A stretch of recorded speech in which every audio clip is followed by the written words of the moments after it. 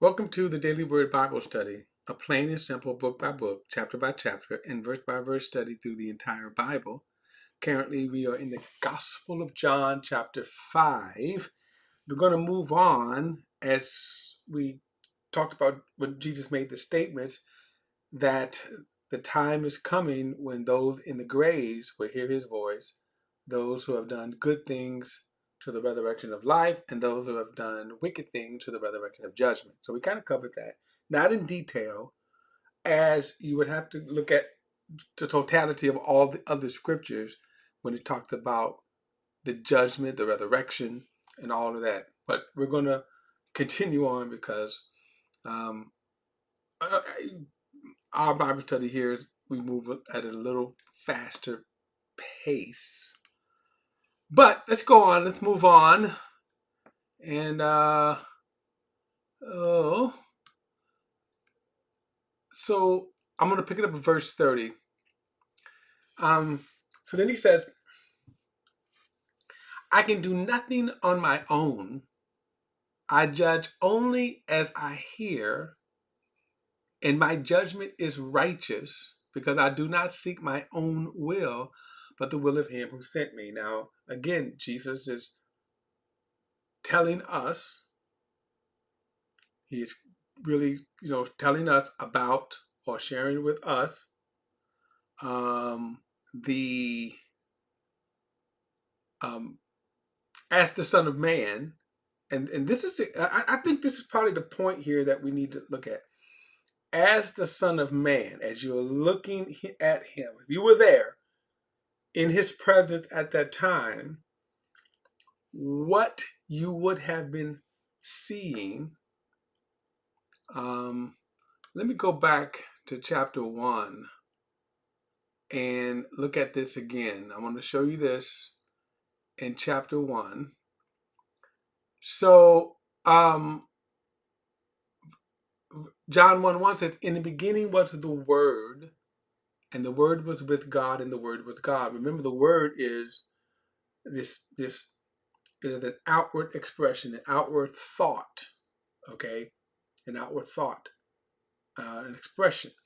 In other words, what Jesus is that expression of God, basically is what it is. In other words, if you were to travel back in times past, you would go back and you would run into God, but what you would see is the Word, the expression of God in the Word.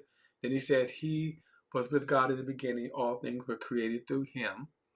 And apart from him, not one thing that was created that has been created. Life was in him, and that life was the light of men, and that light shines in the darkness, yet the darkness did not overcome it. Now, here's the thing.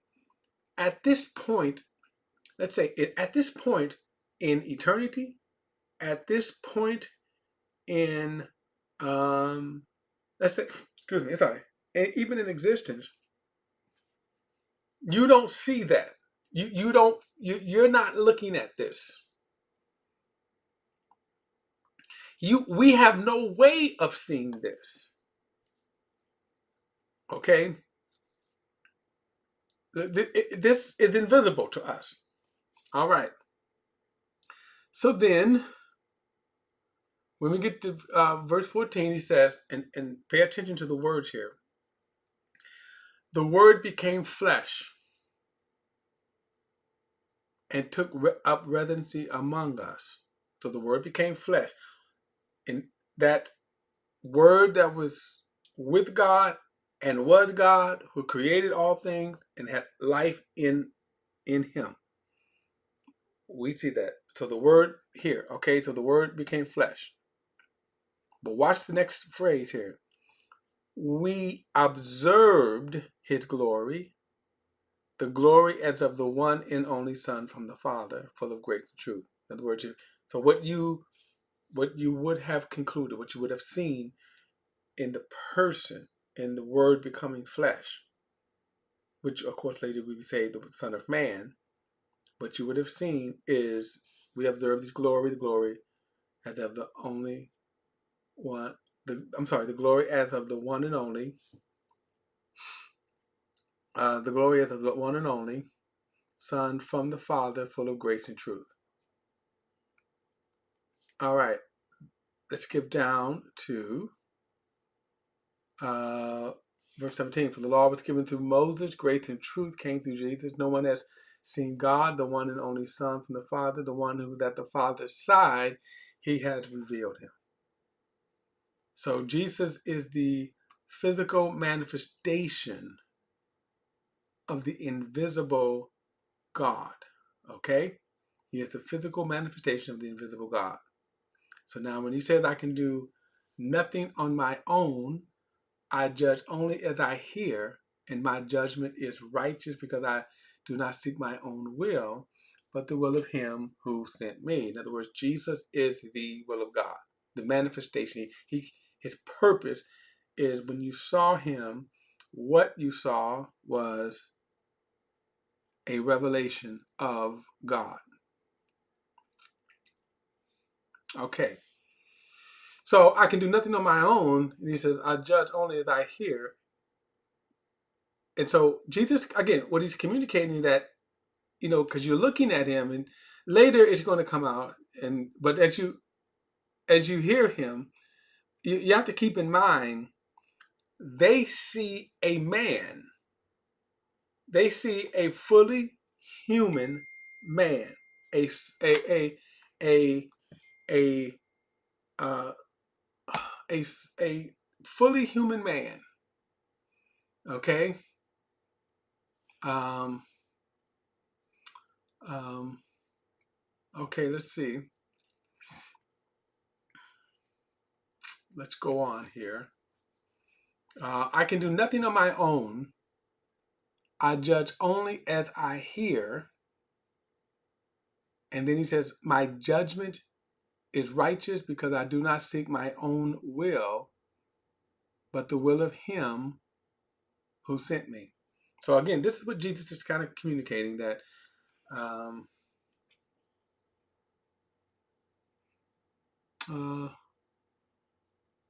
as he's been communicating. All right, let me go on. I don't want to get kind of too deep. We've already covered some of this. That as the conversation. Now again, remember that Jesus is, or when you hear that, you have to understand the scenario. Okay, I'm kind of want to get my thoughts here. That the scenario that why this is not Jesus babbling, or sometimes thinking, why is he saying all of this? But remember, they see a man, which was God's point. That was God's purpose. That's why Jesus refers to himself as the Son of Man, but he's the Son of Man. He's a man that reveals himself as God. So all of this right here, as I said, no other human being could make this statement except Jesus. No other human being could make this statement except Jesus. Okay? All right, so verse 31. Let's see, hold on, let me see here.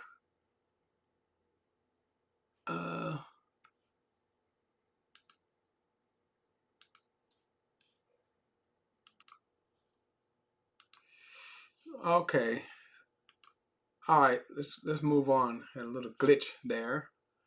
All right, so verse 30 again, I can do nothing on my own. I judge only as I hear.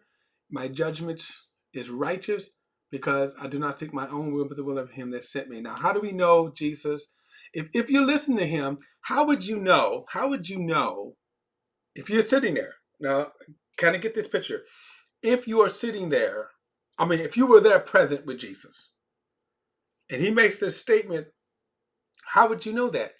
Well, remember the context. He literally just healed a man that had been crippled for 38 years. So he literally just healed a man that had been crippled for 38 years. That's how you would know. You could say, oh, this man, he comes, as we say, he brings the receipts. All right, verse 31. If I testify about myself, my testimony is not good. there is another who testifies about me, and I know the testimony he gives about me is valid. So again, he's getting ready to get into some more who I am, right, stuff. But notice what he says right there. And these are good human arguments, right? So when he says, if I testify about myself, now remember, you're looking at a man, a human man. That's what you would see. You wouldn't see as we saw in the transfiguration. In other words, Jesus insides being glory. I mean, but you don't, and to this day, I mean, the crowds didn't see it. Peter, James, and John saw it. But so remember, again, for the most part, you see a man, you see a flesh and blood human man. So when he says, if I testify about myself, my testimony is not valid. So again, let me just stop. If I tell you, I am the Son of God, I am the glorious one, he who was, he who is, and he who from the beginning, that testimony is not valid. As I just said, I have no receipts, and you would be a fool to believe me on that. And yet, for some reason, there are a lot of people who do. Okay. So, by the way, and now we can also see here are the building blocks of faith. In other words, that we're just not, Jesus just didn't show up with how these goofy religious movies. And put it like this, every one of them, okay? Every one of them. And I have to also confess, they are my guilty pleasures. But theologically, they're just god awful. But anyway, when they want to try to show a picture of Jesus, you have to have the music, and then Jesus looks glass-eyed, and he speaks in proverbial language, all right? And that's their picture of Jesus. And then there's just something about him. His aura makes you believe. That is not what Jesus is saying here. Jesus didn't say that, believe me because of my aura, right? No.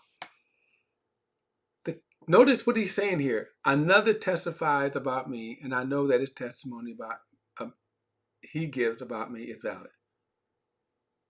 So now watch. So he's getting ready to tell us, how do we know what Jesus is saying is true? How do we know that we could believe the words of Jesus?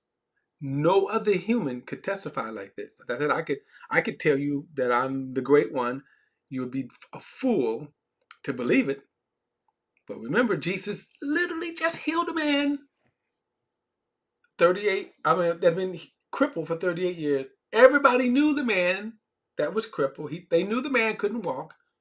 Everybody knew the man because they saw him there. Everybody knew. So this is what I'm saying. So when he says this is a testimony, the fact that I can do this. Verse 33, you have sent messengers to John, and he has testified to the truth. Now this is referring to John the Baptist. Okay. This is John the Baptist. Okay. Verse 34, I don't receive man's testimony, but I say these things, so that you may be saved. I say these things so that you may be saved. Now he's talking to his enemies. They're the crowd, but he's talking to the Pharisees. Notice what he says to them. I say these things so that you may be saved. Now I'm going to take I'm going to take the opportunity right here to address a theology. And the reason why I'm going to address this theology is because as we move through scriptures, if I'm in a debate, some theological debate, and I get in theological debates all the time. And in those theological debates, obviously we don't have the time to lay out every scripture to make my case on the subject. So, but as you read through scripture, this is how you could dismantle the theologies, for your own self. Because when you come across a statement like this, here Jesus says that I say these things so that you may be saved. So I want to take a swipe at Calvinism or Reform theology. And Reform theology, Reform theology,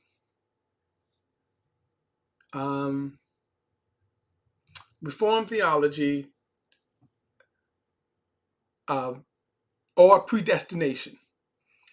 And in short, because it's going to be short, is the belief, the theological belief, that God has in eternity past already chosen those he is going to save. And the rest he's rejected and condemned to an eternity of hell. That's a simple statement. That God's already chose. And that's important to understand that. One of the modern, it's expressed in an acronym called TULIP. Total depravity, unconditional election, limited atonement, irresistible grace, and perseverance of the saints. The U in the L are the most objectionable, because basically what it says is that God, again, sovereignly chose only some to be saved, rejected the rest. And then limited atonement is even worse, because limited atonement says, it doubles down, of course, and says that since God is only choosing those whom he's going to save, Jesus' blood does not apply. Jesus did not die for everyone. Therefore, Jesus' blood did not atone for everyone's sin. After all, why waste the blood? This is what they believe. So this is just one sentence right here. This is one statement that, again, when you go through it, that doctrine is so god-awful. And some of the most prominent Christian leaders believe this. Prominent. And they know that they have to dance around some of the nonsense, right? That God only chooses. If God only chooses, there's so much that they have to dance around. Like, then why preach the gospel? For that matter, why do anything? Because you're already chosen. Hip hip hooray for you. But if you're not already chosen, then why preach the gospel to me? We can go on and on with this. But look at this one statement right here that Jesus says, I say these things so that you may be saved. Why would Jesus make this statement to a general crowd, right? Why would he make this? Why would he make this crowd? Why would he make this statement? I say these things so that you may be saved. So then, is it a safe assumption that everyone that Jesus is talking to could be saved? But why would he say that if he's already chosen them, that they're already saved? Okay, anyway, I just wanted to take to show you that sometimes going through different scriptures that you can come to, like, I don't get a chance to lay out every scripture because obviously I'm not thinking about it. But as you read, sometimes you read a scripture like that and you say, okay, really? Anyway, look, don't forget to like and share this video and subscribe to BP the Bible Perspective. And as always, if you have a thought, a comment, add it to the comment section below. All comments are welcome. I'll see you in the next study.